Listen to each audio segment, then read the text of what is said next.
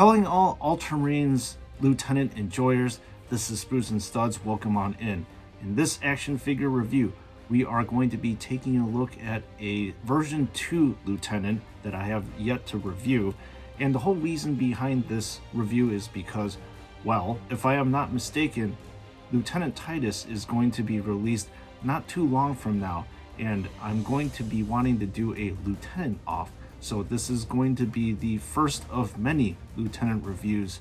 So let's see what JoyToy has come up with. All right, Lieutenant lovers, here we go. So the top of the helmet area is dominated by two white stripes that straddle the center portion of red. This stripe denotes that this Marine is a lieutenant. What makes this area special are the laurels that surround the helmet, but I actually find the color to be rather off in that I would prefer it if it was green or a stronger gold rather than this weird faded copper color. The flat red lenses are one of the indications that you have a version 2 action figure, but this may not be 100% the case. Again, I like the lenses to be metallic, as demonstrated by this V3 Stern Guard veteran over here. And you can see the stark difference between the flat red and the more flavorful metallic red. In my opinion, the bareheaded version of this action figure is a bit rough. The reason why I say that is because JoyToy went a little bit heavy-handed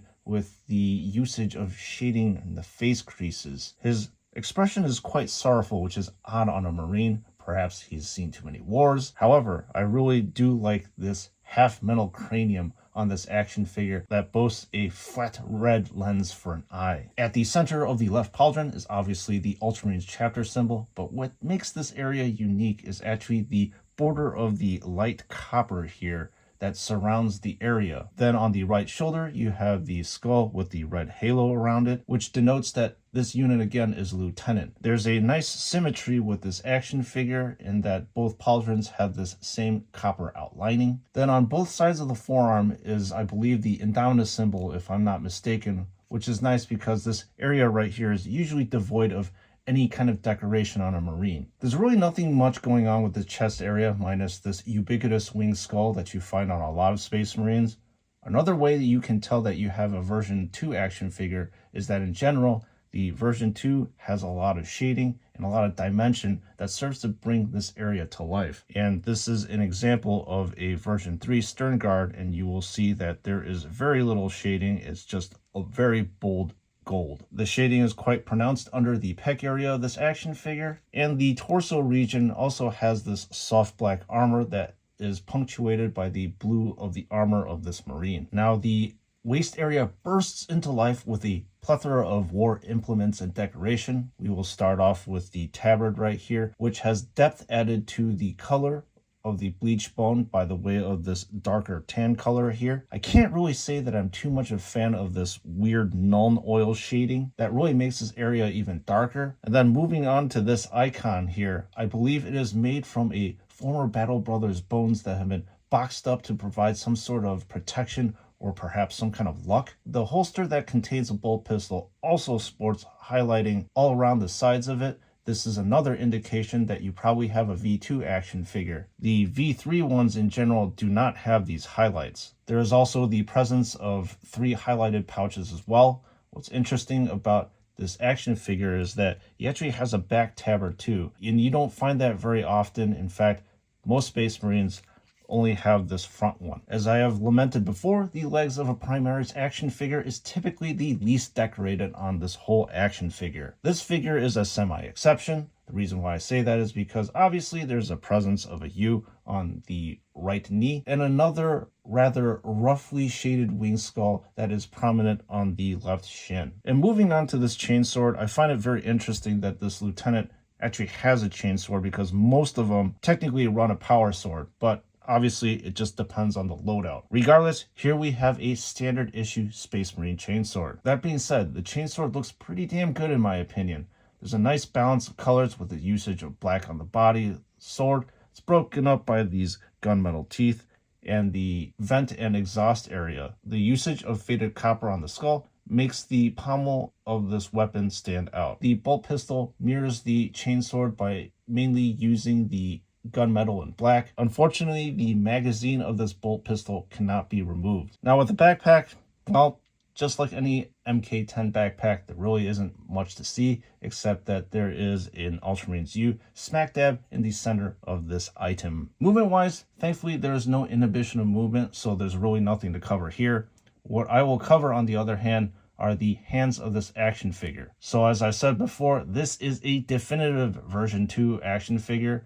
Another giveaway on this figure is the hands themselves. They are not very pliable in that it is very hard to pry them open when they're not heated or soaked in water, and I'm having a very hard time trying to open the hand right now. Another thing about the version 2 hands are that the index finger does not wrap completely around the trigger, as you can see right here, and the middle ring and pinky finger do not wrap around the handle of the bolt pistol either. And here in my hand is the Stern Guard veteran's hand, because he is an example of a version 3 figure. You will see that the version 3 hands are way more pliable, in that you do not need to dunk this hand in water to get this thing open. And you will now see the ease in which I slip this weapon in this action figure's hands, and it goes and fits like a perfect glove. So the index finger here wraps comfortably around the trigger right here, and the other 3 fingers that I illustrated do wrap around the handle of the gun. And now it is size comparison time. And the first guest action figure is a version 1 Lieutenant, and you will notice that this action figure is shorter than this one, which is weird because lore wise they should be the same size. And bringing in the version 3 Stern Guard veteran Sergeant, you will notice that there definitely is a size creep. In fact, this guy stands just a little bit taller than the version 2, but you can see that he will tower over the version 1, which again, lore-wise, does not make any sense whatsoever. And bring in the second to last guest action figure. We have the Gravis Captain version 2, which stands quite a bit taller than this lieutenant over here. And then the final action figure is the Leviathan Terminator Sergeant, and this guy is literally towering above this very diminutive lieutenant. All right, folks, thank you for joining me in the in-depth review.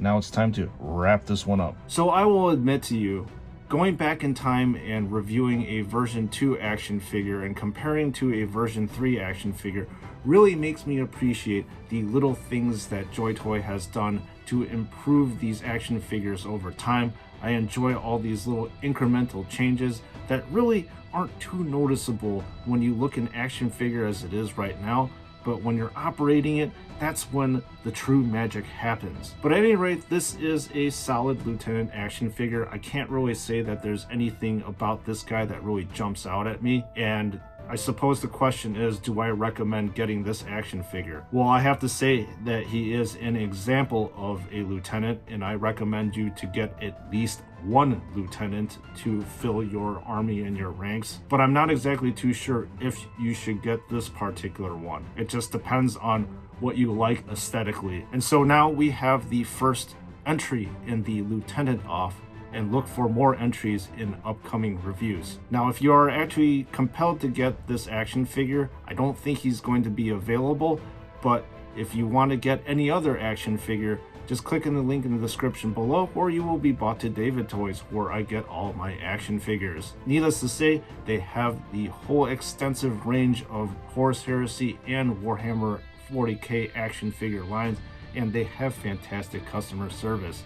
And before you check out, do not forget to type in that code SNS to save 12% off of your purchase. And with that being said, members of the chapter, once again, thank you so much for watching this video to the end. It really does help the YouTube algorithms promote this video to others to watch. Speaking of which, a whopping 75% of you aren't subscribed, so I will urge you to hit that subscribe button, because arguably I may actually have the most extensive Warhammer 40K action review catalog on the YouTube. And with that being said, I'll see you all in the next one.